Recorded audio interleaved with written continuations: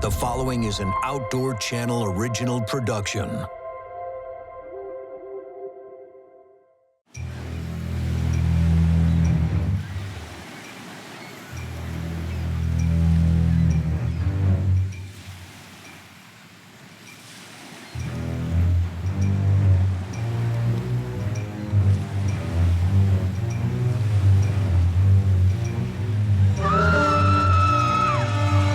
On this episode of Hollywood Weapons, we're gonna need a bigger boat.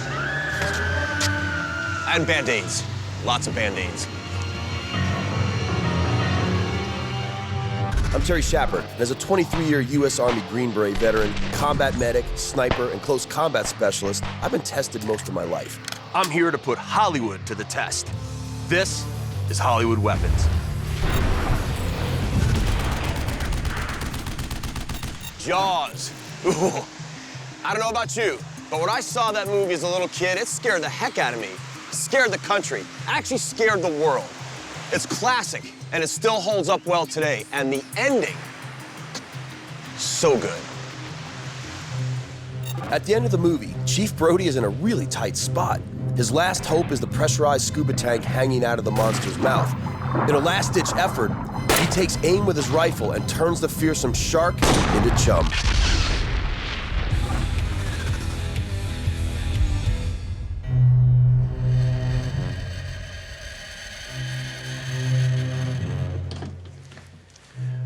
This is a bad fish. Swallow you whole. Little shaking, little tenderizing. Down you go. Yes, folks, it's time for Terry's Knucklehead Science.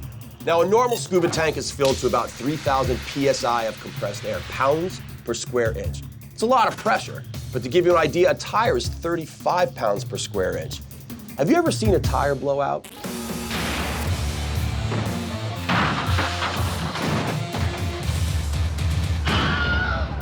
Pretty impressive, right? Not really. That's 35 PSI. We're talking 3,000 PSI. Now, I'm a Special Forces sniper as well as a scuba diving instructor, so for me, this is a big scene with big questions. The relative explosive power of a filled scuba tank is about 300 grams of TNT, or as Knucklehead likes to say it, a couple of hand grenades. And I'm pretty sure that that could kill a shark. This is not easy. For all you armchair marksmen, you need to consider some things. Iron sights, small moving target, very stressful conditions. Trust me when I tell you, this is not easy. But here's the real question for me. Would a filled scuba cylinder explode if it was struck and pierced by this .30-06 bullet? I've got my ideas, but I'm really curious also how they even pulled this scene off. Now, I know they didn't kill a real shark. And did I ever tell you I used to look like this guy? So I called my buddy, Andre Ellingson, supervisor of special effects for Criminal Minds, and I said, dude, how do they blow up that shark in the movie? And he said, you gotta go to see Richie Helmer, and that's about it. So, let's find out together what's going on. Hey. Hey, I'm Terry Shappert, and I don't know why I'm here. I know why you're here. Come on in.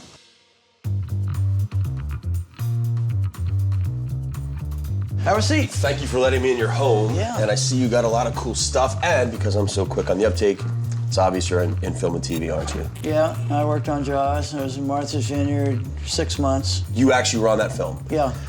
All right, so Jaws, I see you knew I was coming. Yeah, I had a couple pictures here. Can you show me some stuff? Yeah. Oh, awesome, man, good. Yeah. That's sort of the iconic shark coming up and eating people on the boat and underwater too.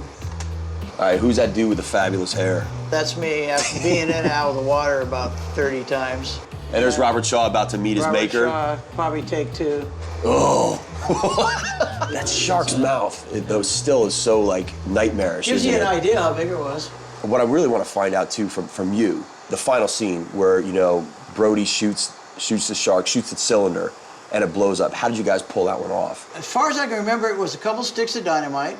It was a whole bunch of blood bags and a whole bunch of guts, and we floated it in the water, and we blew it. Now, you put dynamite in the water, and you're going to get a nice big lift from it. Right. And that's what we got. And so the next question is, do you think If someone was to make that shot, and I know it's a hard shot, man, because it's a moving target, you're on a mast, you're stressed out. If you made that shot and the bullet hit that tank, would it really blow up that way? When we were doing that scene, I think us guys in the background were going, we don't think a bullet's going to go through that tank. Yeah. I'd love to see it. You're in luck, Richie, because I'm going to actually do that experiment. I'm going to try to put this all together, get all the distances, calibers, steel tanks, all that. Yeah. I can't thank you enough, man, because in my line of work, you got to talk to the guys on the ground. And you can read books, you can look at pictures. Yeah. But today I got to talk to the dude on the ground, and that was you. Thanks for taking the time.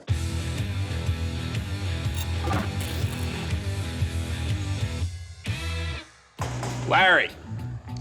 Hey, Terry. I knew you hoped I was gonna be gone, but I'm not. I'm back, and I have another quest. What kind of crazy idea have you come up with now? Mildly intimidating. Jaws, Brody shooting the scuba tank. That's actually a pretty good one. Let me buzz you in. I knew I'd hook you, kid. Good to see you, man. You too. Question, will it explode? Well, before you can think about whether it's going to explode or not, you got to hit the darn thing. Why does everybody keep acting like that's an impossibility? I don't know, Terry. We're just trying to cover all the bases. Is it gonna go or not? What do you think? You got a moving target about the size of a salad plate. Which is hard. Right? Which is hard just from the get-go. I mean, he's shooting an M1 Garand 30-06 bullet. Definitely has enough energy. I mean, we're going to get, I don't know, 2,500 to 3,000 feet per second out of it. Average steel tank is about, a little less than a 1/4 inch thickness in the wall thickness. If it's an aluminum tank, it's probably 1/2 inch, but both capable of being punctured by a 30-06. Enough chit-chat. Do you think it would explode or not? Well, I think there's only one way to know for sure. We're gonna have to test it. I was hoping you'd say that. I knew you would say that. I'm at ISS, meeting with Larry Zanoff, their weapons master, about that iconic scene in Jaws where Chief Brody shoots the scuba tank in the shark's mouth, then it blows up. A lot of opinions on this. So, in true Hollywood weapons fashion, we're gonna... you're not blowing up my shark, Terry. We had an understanding. Come on, man. In Jaws, the shark was actually a great white. It was like 25 feet long. We weighed 3 tons, and this shark is way too small. And besides, as you can already see, this shark is spoken for. Nice, I get it, but what am I supposed to do? We have a shark on the way. We've got an M1 Garand being prepped. We've got all the ammo on order, and we've got a scuba tank already pulled for you. You guys really are. You guys are one-stop shopping. Hey, man, we try our best. All you got to do is figure out where we're going to do this test. I can do it. Okay, I'm going to go look at the specs for the test again, come up with safety protocol, and I will catch up with you later. I got to get back to work. Don't touch that.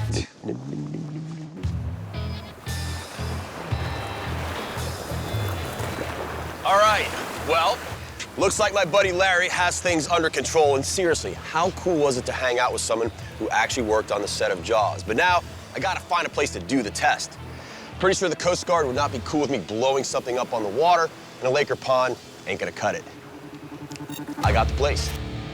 Desert, Arizona, Gunsight Academy. It's a mecca for civilian law enforcement and military shooters. If anybody can help me, those guys can. Text, Buzzkill, Larry. He's got the specs worked out. Come on, dude. I just got here. I'm never gonna get an even tan.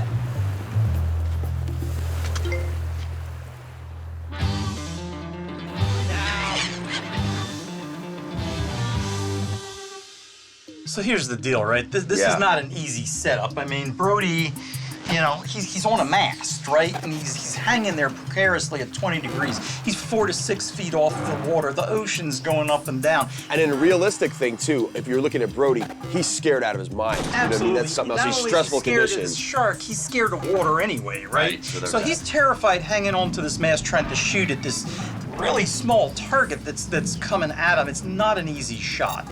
Now, we only get one good glance at it in the movie. How far? Like, I'm watching the movie now, and how far did it begin? I mean, at a guesstimate, I'd say it's probably about 150 yards. And by the way, that's not easy. No, and the other problem is... it's a moving target. It's a moving target. So he hits it on the 6th round, if I remember. How close do you think that was when he finally got it, you know? I mean, you know, let's do the math here.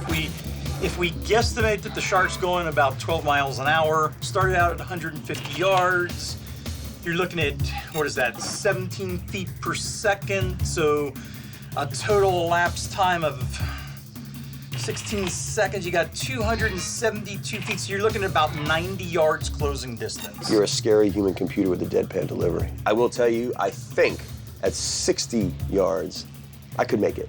A lot of variables we have to figure out here before we're ready to test this, assuming, of course, you found a place to test it in the first place. I know you're familiar with dry heat. Yeah, I think the last time I experienced it was out at gunsight.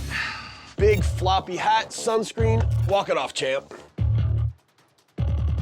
Thanks to ISS, we have our shark, the tanks, the weapon, and ammo. While the crew works hard setting the scene, the shark is here, and I am super pumped about this test. But as always, safety first. Okay, man, I think things are pretty much coming together. The crew is great. I feel we're ready to go. I think we are too. We have our weapon of choice here, of course, the M1 Garand. I mean, this thing, back in the day when you were a Marine, you had to qualify at 1,000 yards with nothing but iron sights with this. No pressure, Shappert. Well, that's a workhorse, man. Everybody knows it. It's great to shoot. It's a classic and definitely the right tool for the right job. However, I do have some safety concerns we should go over first. All right, what do you got? Well, here's the thing. If everything goes to plan, you're going to hit this target when it's about 60 yards away from you. Yeah. At 60 yards, you're well within a danger zone of getting hit with shrapnel if the bottle does rupture in some way. Yeah, not good. Not good at all. So what I'd like to propose here is we're going to split the test up into a couple different phases. Phase 1 is going to be starting out with an empty bottle. Everything else will be in play. We got a robotic tow rig here. The shark will be moving. You'll be on the mast. You'll get 6 shots out of this, but you'll be a lot safer, and then we'll see if the shot is even feasible. We'll go ahead, come down afterwards, we'll evaluate the hits, and depending upon what we find, we'll then move on to phase 2, which will be a compressed bottle. Man, I defer to you in all these things. Thanks. As well you should. And now it's my turn to tell you, the audience, don't try this at home, okay? I've got a really professional crew to make sure none of us get hurt, except him. He's gonna get hurt.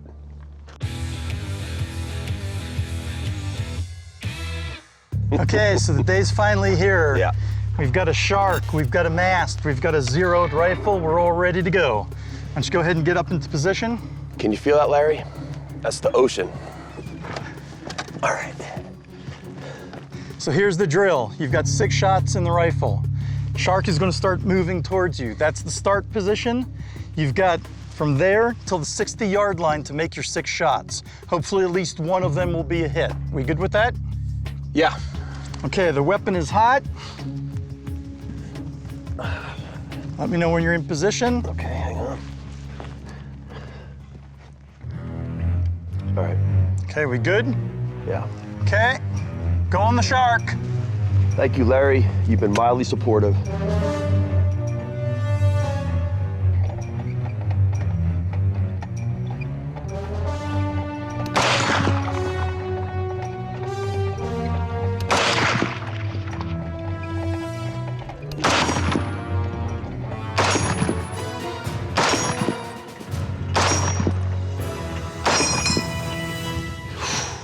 Let's go see what we did. Well, Oh, look at that. I see some good news. Definitely. See, Larry, here's the thing. I always a little bit of luck, but you gotta have faith, man. You gotta have faith. You know, even a blind pig finds a truffle every now and then. I don't know what that means. Okay, so I've got 3 solid ones here. 3 solid hits out of the string of 6, And there's so you actually actually another- did better than Brody did. Well, actually, and there's a 4th on there's a 4th deflecting so, shot right okay, there. I'll take the. That's okay. So let's see what it did. Look if at it that. Went out the other side. So no exit holes that we can see. You can still hear the projectiles rattling around Yeah, that's on crazy. the inside. So I think we've proven beyond a Okay. shadow of a doubt that the shot is achievable. Okay, so the shot can be done, certainly by Chief Brody and by Terry Shappert. And we've also proven that that round can penetrate the tank. So what's next? Well, now we're going to go to phase 2, and we're going to go to a full-size shark with a fully compressed tank inside of its mouth.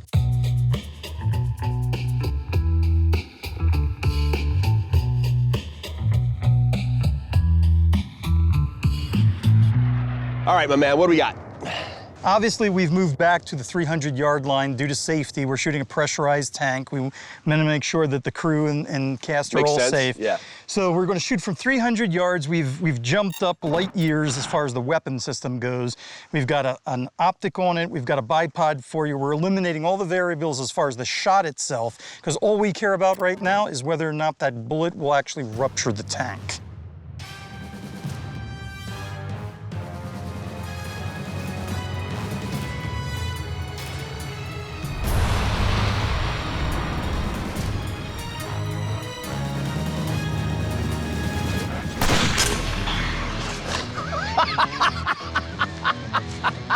Good shot, man. Woo! Oh,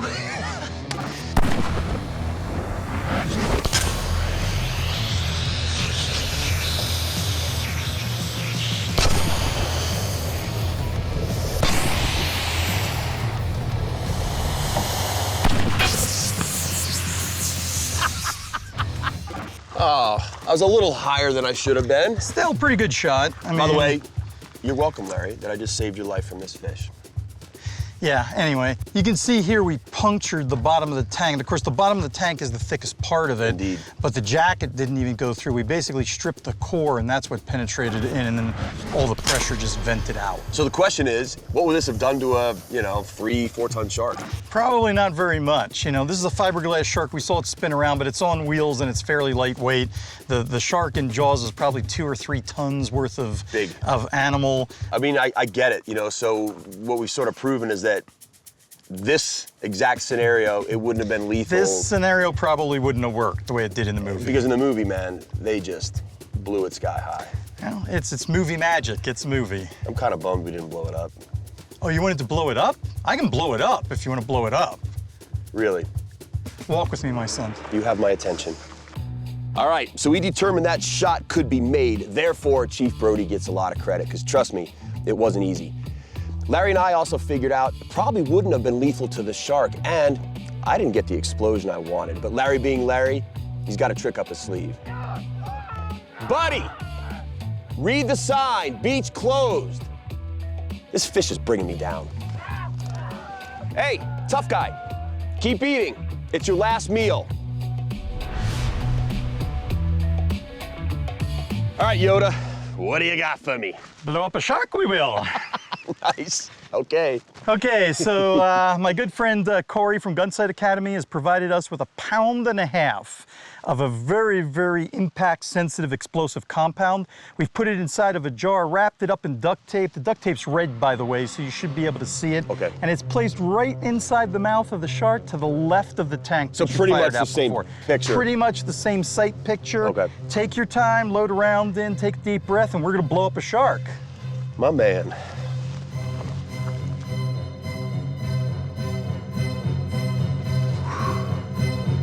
Smile, you son of a...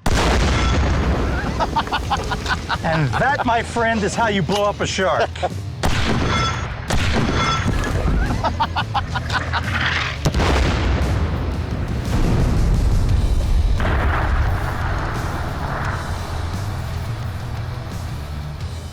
All right, Larry, what did we learn today? Well, I think we've proved probably about 50% of what we wanted to come out here and prove or disprove today. Having a scuba tank inside of a shark mouth, it's moving, you're 60 yards away on a mast with an M1 Garand. It was challenging. It was challenging, and could you make the shot, or could Brody make the shot? Yeah, we proved that you could. Fair. Is it gonna blow the tank up and explode a shark? Nah, that didn't happen this time. Doesn't mean it couldn't happen under different circumstances if the bullet had impacted a different part of the tank. But today, definitely, we did not blow up the shark with the scuba tank. Well, we got to use guns, we got to prove some scientific stuff, and we got to do some cinema and blow up a shark. Thanks, bro. You're very welcome. Hot dogs, let's roast them. Actually, I think I'm going to get a fire extinguisher first. Right on. All right, this is time for me to thank my good friend Larry, my world-class crew, and Corey, the guys at Gunsight, for making this possible and also very safe. And I gotta say something else too. I'm a scuba instructor and I live by the ocean, so conservation is a passion of mine.